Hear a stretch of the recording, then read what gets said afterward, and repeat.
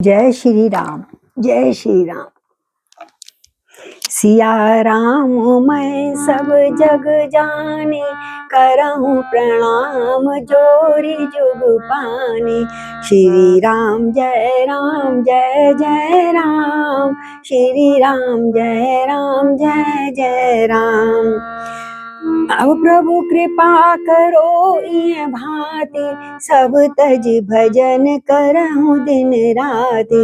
श्री राम जय राम जय जय राम, श्री राम जय राम जय जय राम।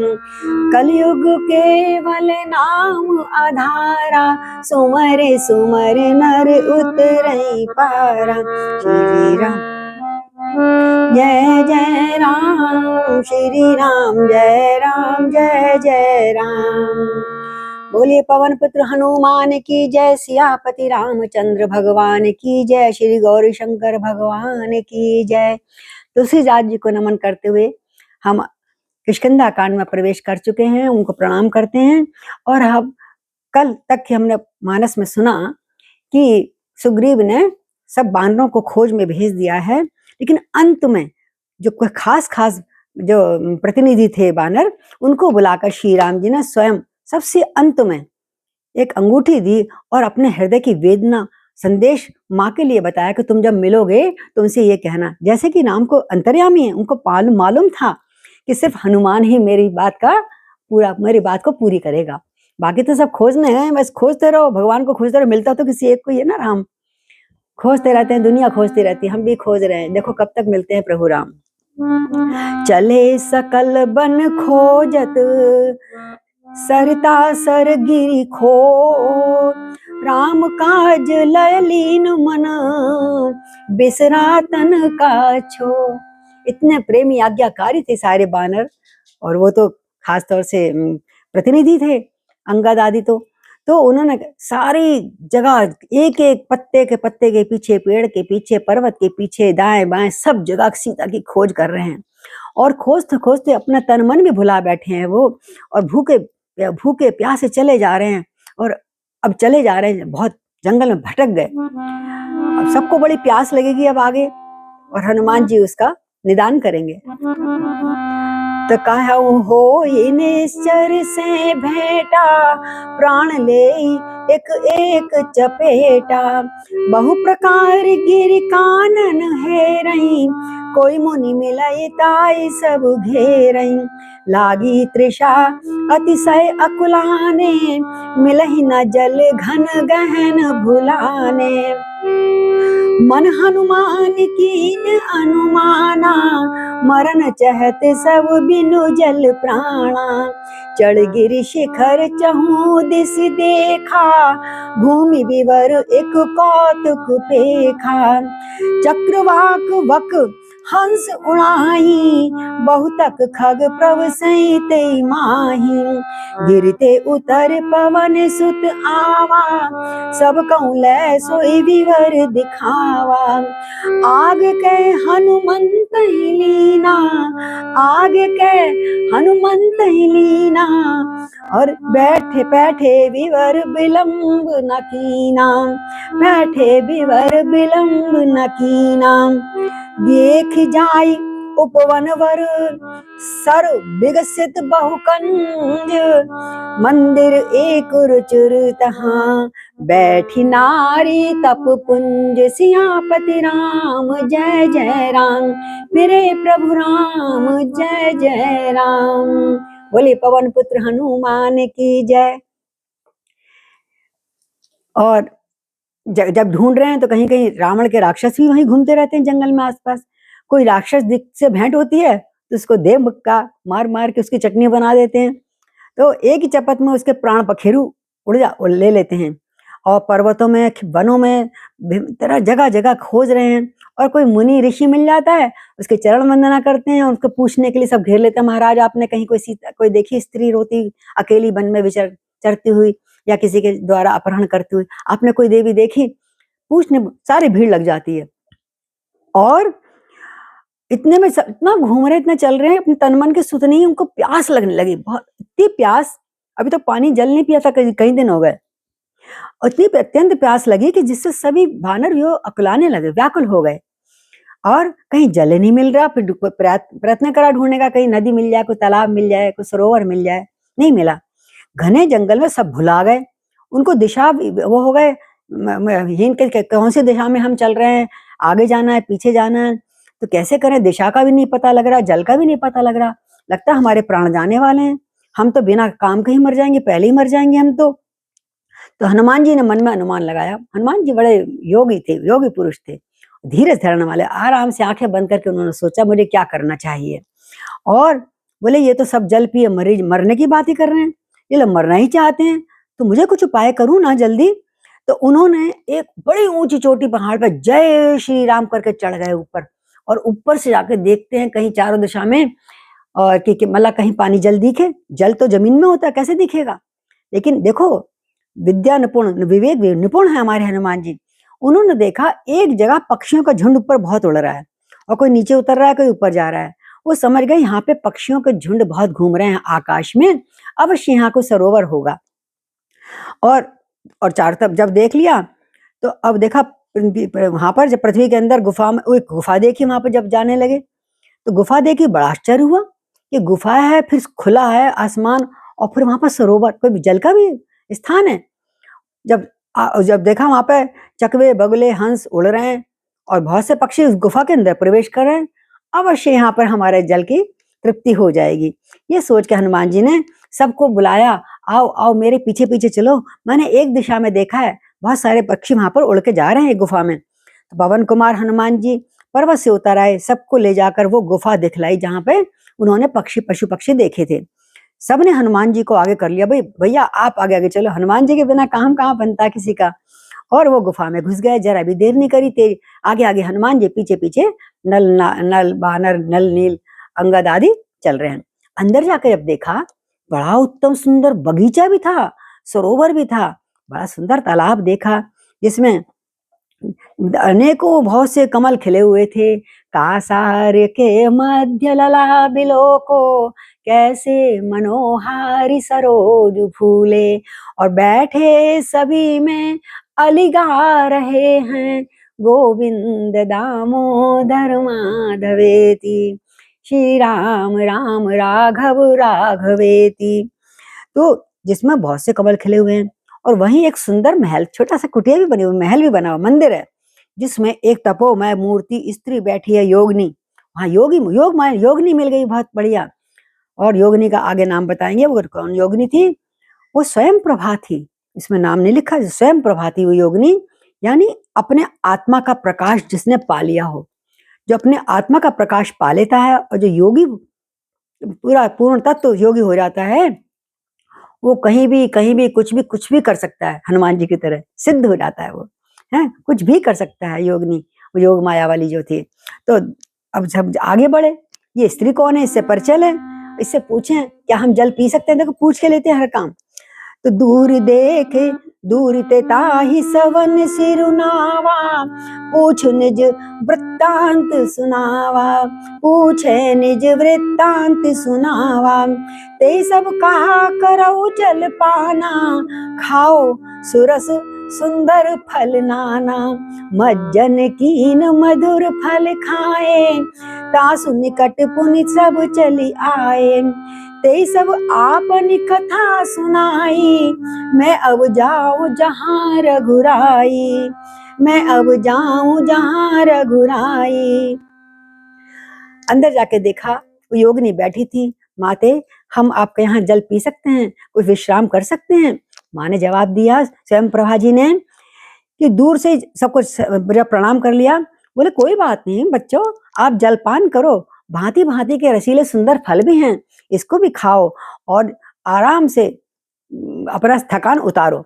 आज्ञा पाकर सबने स्नान किया, मीठे फल खाए, और सबके सब उसके पास चले। पहले स्नान भी करा, मज्जन भी करा, स्वच्छ होगा, बहुत थकान हो रही थी गर्मी में, चलते चलते धूप में बारिश में, अब बड़ा आनंद आ गया, सारी थकान उतर गई। फिर चरणों में सिर नवाया देवी के पास, और जाकर अपनी कथा सुनाई। क्या कथा सुनाई, वही श्री राम लक्ष्मण जंगल में आए हुए हैं, उनकी पत्नी को कोई हर के ले गया है, और उसको हम खोज रहे हैं, क्या माता आपने देखा।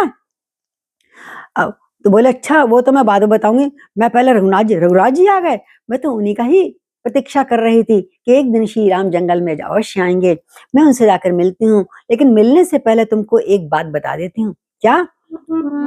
मूंदऊ नयन बिवर तज जाहु, पहु सीतई जन पछतायऊ। नैन मूंद पुनि देखई वीरा, ठाड़े सकल सिंधु के तीरा। सो पुनि गई जहाँ रघुनाथा, जाई कमल पद नायसी माथा। नाना भांति विनय तहि कीनी, अनपायनि भक्ति प्रभु दीनी। अनपायनी भक्ति प्रभु दीनी। बदरी बन कहूँ सो गई, प्रभु आज्ञा धरि शीश।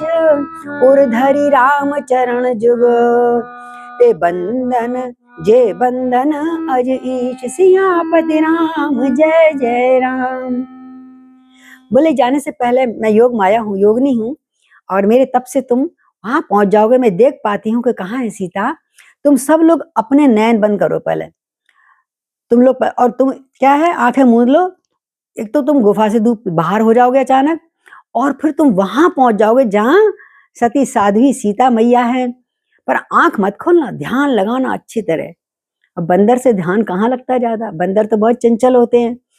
तो उन्होंने ध्यान लगाया, जैसा देखा ध्यान लगाया तो वो समुद्र पार नहीं कर पाए, समुद्र के इस पार पहुंच गए, समुद्र के किनारे तो पहुंच गए। लेकिन क्योंकि उन्होंने कहा आंखें मूंद लेना, खोलना नहीं जब। लेकिन जैसे ही उन्होंने जल्दी से आंखें खोल ली, वो सागर पार नहीं कर पाए, फिर भी वो सागर के पास गुफा से बाहर हो गए।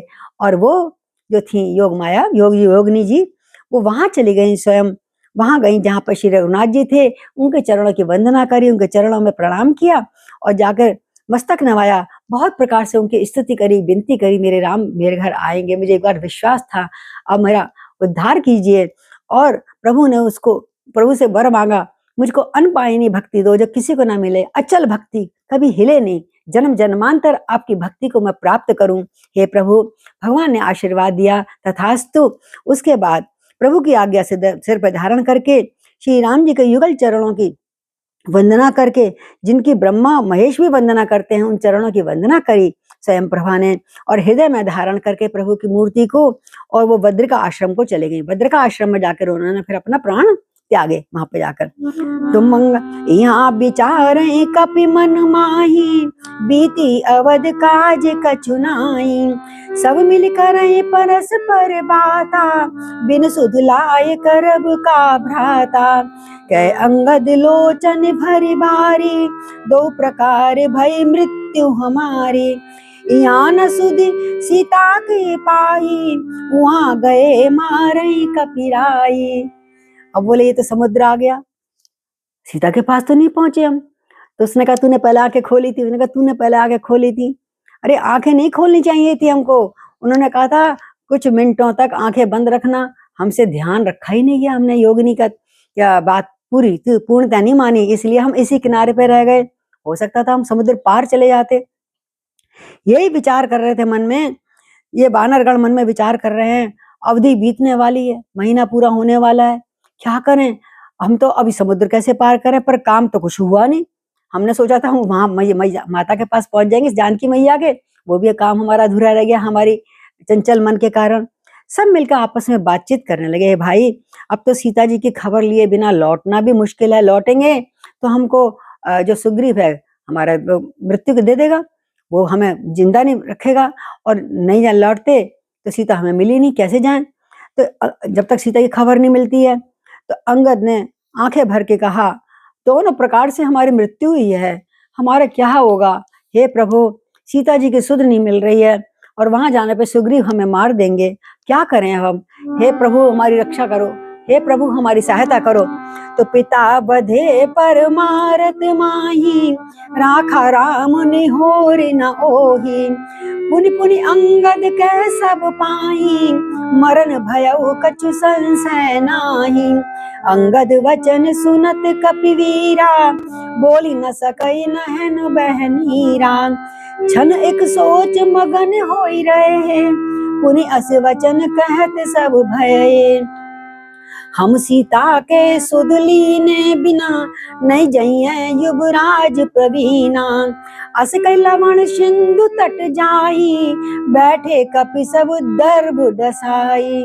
जामवंत अंगद दुख देखी कही कथा उपदेश विशेषी।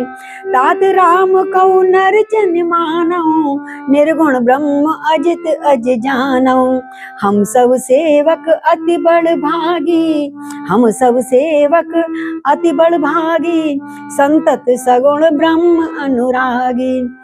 निज इच्छा प्रभु अवतरई सुरमई गोद जिलाय। सगुन उपासक संग तहाँ रहे मोक्ष तव त्याग। सियापति राम जय जय राम मेरे प्रभु राम जय जय राम। और बोले पिता का वध तो वैसे ही हो गया है। कौन? अंगद बोला। अंगद सबसे बच्चा था ना, वो जल्दी विह्वल हो गया, दुखी हो गया। अब मेरी मृत्यु निकट आ गई, पिता का वध तो हो ही गया है, वो मुझे भी मार डालते अगर राम जी ना होते तो। वो तो राम जी ने मेरी रक्षा कर ली, इसमें सुग्रीव का कोई एहसान नहीं है। अंगद बार बार सबसे कह रहे हैं अब तो बस मरण हुआ ही समझो, अब तो प्राण गए समझो, इसमें कोई संदेह नहीं है। बहुत बालक था, सबसे छोटा था, घबरा गया। बानर वीर जो अंगद के वचन सुनते हैं, सब सुनते हैं। अरे तू क्यों घबरा, लेकिन कुछ बोल नहीं पा रहे, वो क्या समझाएं। वो खुद ही अंदर मन ही मन में सब डर रहे थे बंदर। उनके नेत्रों से सबके जल बहने लगा। अंगद तुम सही कह रहे हो, हमारे प्राण अब नहीं बचेंगे। एक क्षण के लिए सब सोच में मग्न हो गए, फिर सब ऐसा वचन कहने लगे, हे सुयोग्य युवराज अंगद, तुम तो युवराज हो, अगर तुम ऐसी बात करोगे तो हमारी मनोदशा क्या होगी। हम सीता के खोज किए बिना लौटेंगे नहीं, इस बात का ध्यान रखना। हाँ, सीता के खोज में मर जाएं, लेकिन सुग्रीव के हाथों नहीं मरेंगे, चिंता मत करो। ऐसा कहकर वो धीरे और आगे बढ़े और क्षीर सागर के निकट, लवण सागर के तट पे आकर अपना एक एक आसन बिछा के सब बैठ गए। बोले चलो इससे प्रार्थना करते, सोचते विचार करते क्या करें। तो देखो जब बच्चे घबरा जाते हैं ना, उसके संग एक बड़ा व्यक्ति जरूर होना चाहिए, माता पिता दादा दादी कोई भी। तो जामवंत कौन, तो दादा के बराबर थे, वो तो ब्रह्मा जी का अंश थे। तो अंगद का दुख देखकर उन्होंने बहुत वहां सबको बैठा के ज्ञान पुराण की बातें करी, धीरज रखने की बात करी, उपदेश की कथा कही। घबराओ मत, राम काज के आए हो, जरूर होगा पूरा, भगवान का स्मरण करो। हे तात, श्री राम जी को मनुष्य मत मानो, वो प्रभु हैं, साक्षात ब्रह्म हैं, उनको निर्गुण ब्रह्म कहते हैं, अजय हैं और अजन्मा समझो।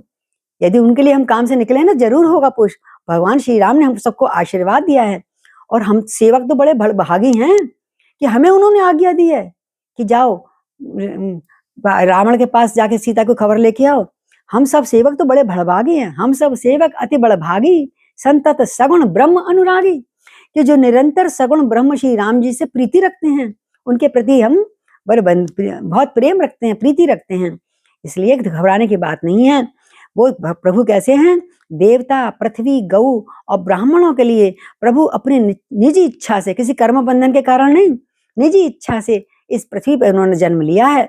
और यहाँ वो सगुण उपासक भक्तों को क्या कहते हैं, सगुण उपासक क्या है, सालोक, चार वो देते हैं ना अपना रूप, सालोक्य, सामीप्य, सारूप और श्राष्ट सायुज्य। इस प्रकार सब मोक्षों को त्याग करके उनकी सेवा में ये सब साथ रहते हैं सारे भक्त उनके। तो हमको क्यों मारने देंगे। जब अवश्य हम उनका आशीर्वाद प्राप्त हो गया है, हम अवश्य काम करेंगे। आओ चलो, और भगवत प्रकार की कथाएं, सुंदर सुंदर कथाएं सुनकर उनका मनोबल बढ़ा रहे हैं। जामवंत जी बोले जामवंत भगवान की जय। तो ए विधि कथा कहाई बहु भांति, गिरि कंदरा सुनई संपाति। बाहिर होई देख बहु कीसा, मोर आहार दीन जगदीशा। आज सबहु का भक्षण करहूं, दिन बहु चले आहार बिनु भरहूं। कवौ न मिल भरी उदर आहारा, आज दीन विधि एक बारा।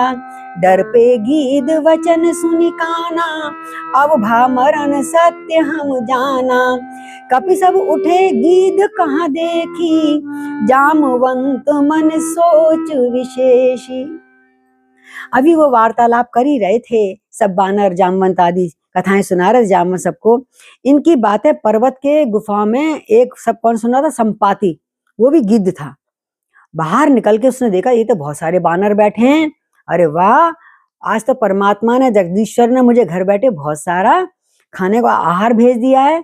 मैंने बहुत दिनों से कुछ खाया नहीं भरपेट। वाह, गीद के ये आज तो इन सबको मैं खा जाऊंगा। बहुत समय बीत गया, भोजन के मेरा मर रहा था, आज एक साथ ही उन्होंने मुझे भोजन भेज दिया है, पेट भर के खाऊंगा। जब गीद के ये बड़े बड़े वचन सुने तो संपाति को देखकर सब वानर डर गए, पीछे को हट गए। अरे तो खाने आया इतना बड़ा गीद, जैसा जो था जटायु उसी का भाई है ये। और बोले हमने जान लिया है ये संपाति, अब हम उसके वहां नहीं मरेंगे तो इसके हाथ से मरेंगे अब। और फिर उस गीद को देखकर सब बानर एकदम भगदड़ मच गई, उठ खड़े हुए। और जामवंत के मन में अब बड़ा शोक हो रहा है, ये क्या हुआ, अब कुछ बात बनती, अब ये बीच में आ गया। तो अंगद को दिमाग अब शांत तो हो गया था ना, उसके दिमाग में एक बात आई, उसने कथा सुनाई। अंगद ने मन में विचार के कहा, जोर से कहा, आहा, जटायु का समान कोई धन्य नहीं है। उसने कहा लगा उसी के जाति का है, चलो इसकी बात करते हैं। एक जटायु है जिसने हमारे राम की कितनी रक्षा करी है, उनकी जानकी की कितनी रक्षा करी है, राम जी के कार्य के लिए शरीर तक उसने त्याग दिया। एक तो जटायु है, बड़ा परम बड़ा भागी है, और परम धाम को भगवान जी के चले गया भगवान जी के आशीर्वाद से है। और एक ये है। तो जब हर्ष और शोक युक्त वाणी पक्षी के जटायु वो संपाति के कान में पड़ी तो बानरों के पास आने लगा। अब बानर डर रहा, बोले डरो मत, रुको रुको रुको, तुमने किसका नाम लिया? जटायु कहा, कहाँ है जटायु? बानर डर गए, उनको कहा डरो मत, मैं तुमको कुछ नहीं कहूंगा, मेरा बताओ वो मेरा भाई है, क्या है, कहाँ मिला तुम्हें वो? अभय का वचन दिया, उसके पास आए, जटायु का वृत्तांत पूछा, कैसे मारा गया, कैसे क्या हुआ, सारी कथा उन बानरों ने उनको सुनाई। तो भाई जटायु की करनी सुनकर संपाति बहुत प्रकार से रघुनाथ जी की महिमा गाने लगा, उसके आंसू अश्रु बह गए। धन्य हो जटायु मेरे भाई, तुम श्री राम के काम आए हो, मैं भी राम के काम आने का प्रयास करूंगा, नहीं है भूख मुझे। बच्चों चिंता मत करो, मैं तुमको इस पार तो मैं सब बताऊंगा कहाँ गई है सीता, मुझे दिख रही है, मेरी आंखें बहुत तेज हैं, लेकिन कहते बदले समुद्र किनारे ले चलो, जटायु को मैं तिलांजलि दे दूं, पहले तो मैं उसको श्रद्धांजलि दूं, समुद्र का जल हाथ में लेके मेरा भाई मर गया, मुझे पता भी नहीं लगा, छोटा भाई है।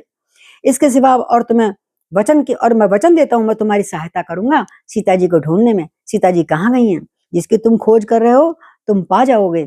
बोले अब बता रहा था, उसने बताया कि मैं और भाई सागे से गए थे, इसमें तो नहीं लिखा। तो एक बार हमने सूर्य को छूने का कोशिश करी, हाँ, पराकाष्ठा कर दी हमने, वो हम दोनों उड़ने लगे, उड़ते गए।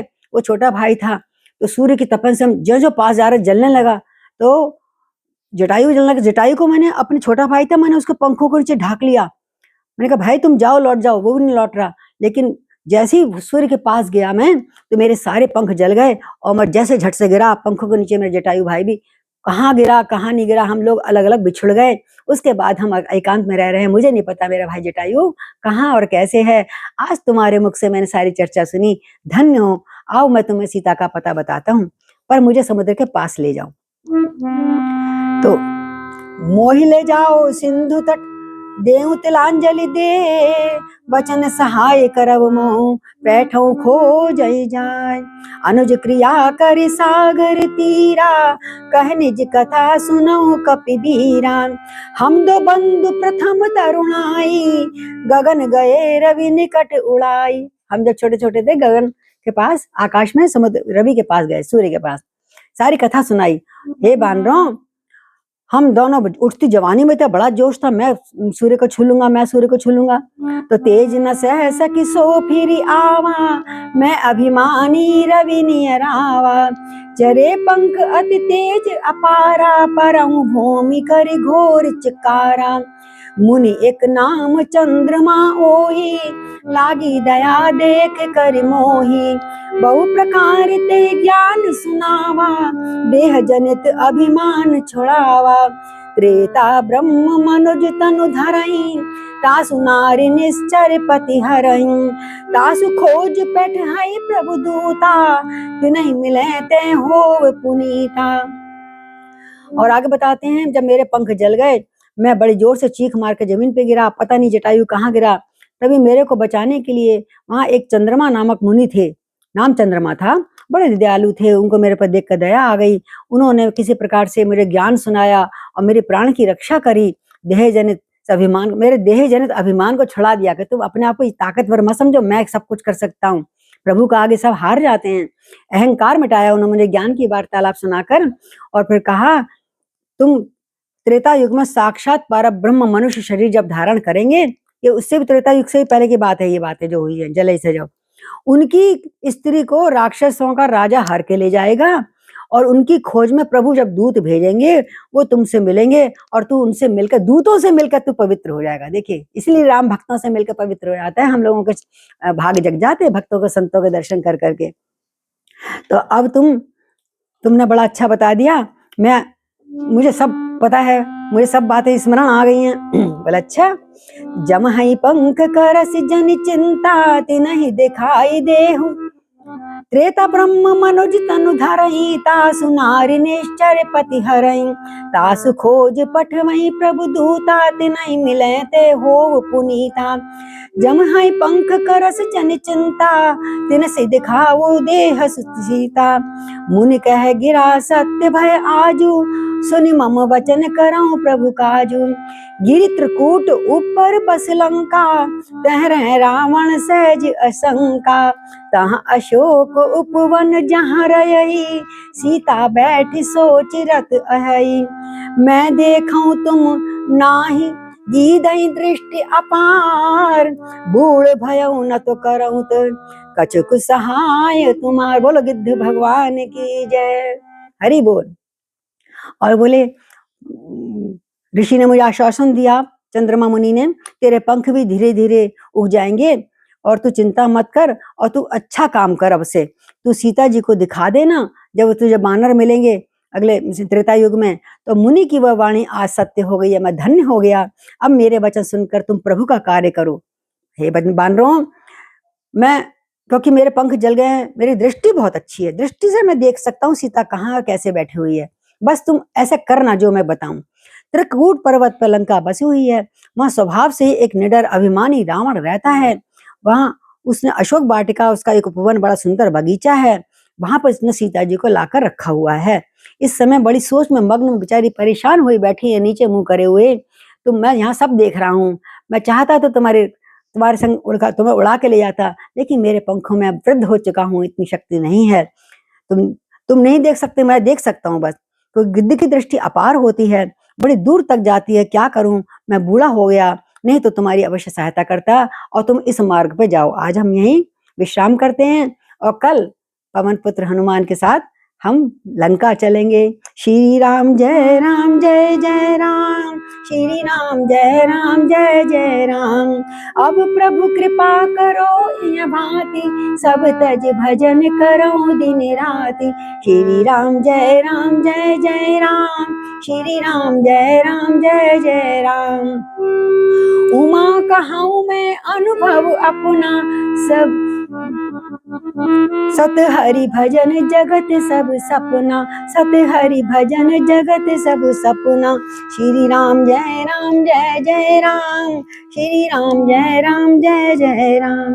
सिया राम मैं सब जग जानी, करऊं प्रणाम जोर जुग पानी।